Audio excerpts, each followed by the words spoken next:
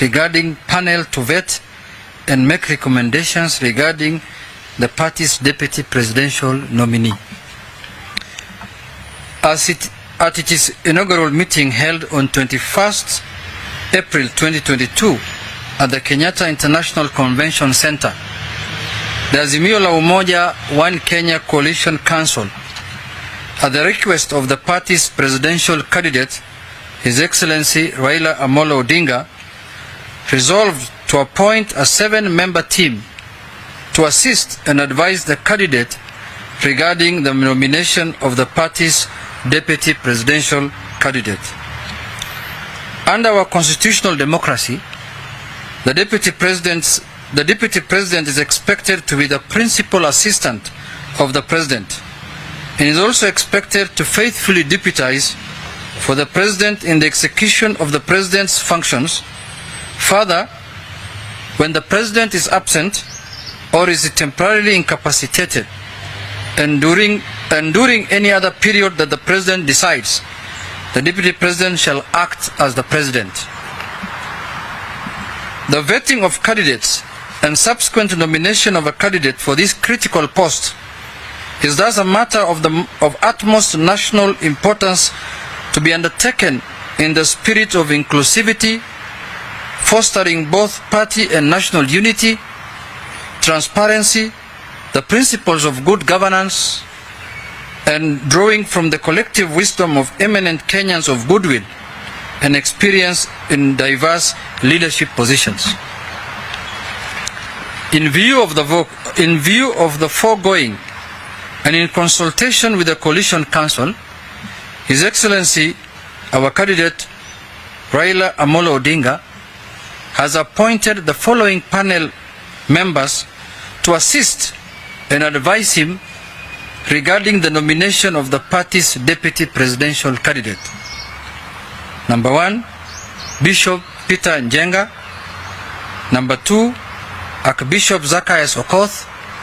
3, Senator Enoch Wambua. 4, Michael Orwa. 5, Dr. Noah Wekesa. 6, Sheikh Mohammed Khalifa. And 7, Mrs. Beatrice Askul Moe. The panel shall reach its decision through consensus and shall elect its chairperson. The panel secretary shall be Mrs. Elizabeth Mayo. In undertaking this solemn task, the panel shall be guided by the following core principles: A. Fidelity to the Constitution of Kenya, with particular emphasis on the qualification for nomination as a deputy presidential candidate. B. Eligible candidate must demonstrate in word and deed that nomination to the high office of Deputy President of the Republic of Kenya is a public trust to be exercised in a manner that 1. Demonstrates respect for the people, brings honor to the nation and dignity to the office, promotes public confidence in the integrity of the office, and demonstrates the value that nomination to the office is a responsibility to serve the people rather than the power to rule them. C. In addition, the eligible candidate must demonstrate in word and deed fidelity to the following guiding principles of leadership and integrity. 1. Personal integrity in public and private life. 2.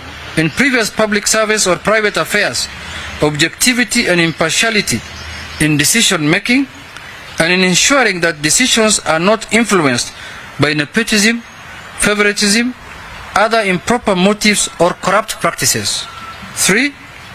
Selfless service based solely on the public interest, demonstrated by honesty in the execution of public duties, the declaration of any personal interest that may conflict with public duties, accountability to the public for decisions and actions, and discipline and commitment in service to the people.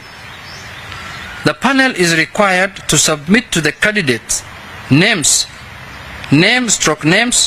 of the suitable candidates for his consideration on or before 10th May 2022. Signed at Nairobi this 27th day of April by Junet Mohammed, Secretary General of the Azimio La Umoja One Kenya Coalition Council. End of statement. I think it's very clear, isn't it?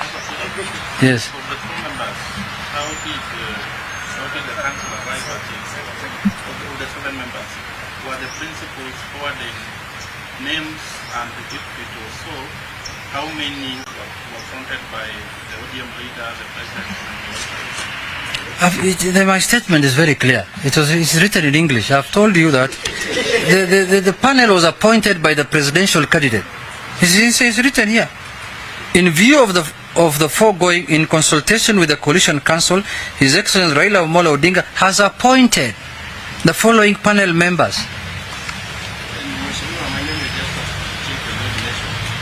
How are they going to get this request from these people? Are they going to make an advertisement so that people express interest, or how are they going to approach them? You see, I don't want to speak for the committee. Now they have been formed. They will have their sitting, and then they will come with the way they want to do it. It's their mandate now. They will develop their terms of reference, but as we have told them what we expect them to look at in terms of identifying the candidates: fidelity to the Constitution, eligible must demonstrate in word and deed that nomination into the high office of all these I've read. This is what we expect them to look at when they are vetting. But how they will do it, we will leave it to the committee to decide, and the committee to come up with the modality they want to use and the methodology they want to use in identifying the right person to be the running mate of His Excellency Raila Amolo Odinga. Yes. We have a leading key council member who has opened the panel and said if is not considered, Azimio would lose. No, they are openly. Somebody can campaign. This is an open position, but the council and the presidential candidate has formed this team to look into that. You know, what I've learned from this process, there are many candidates. Some of them looks like they are sponsored by the media. They look like they are deputy president for the media. So let everyone show his interest, and then we shall know who was serious and who was the media candidate from this committee. They will tell us. Yeah. The Wiper leader said that if he's not appointed the deputy president, then Raila will lose. Yeah, but you know, I'm not the Wiper leader. You know that. I'm the Secretary General of the Azimio One Kenya. I cannot speak for anyone. Yeah, I can only speak for Azimio One Kenya coalition. That's.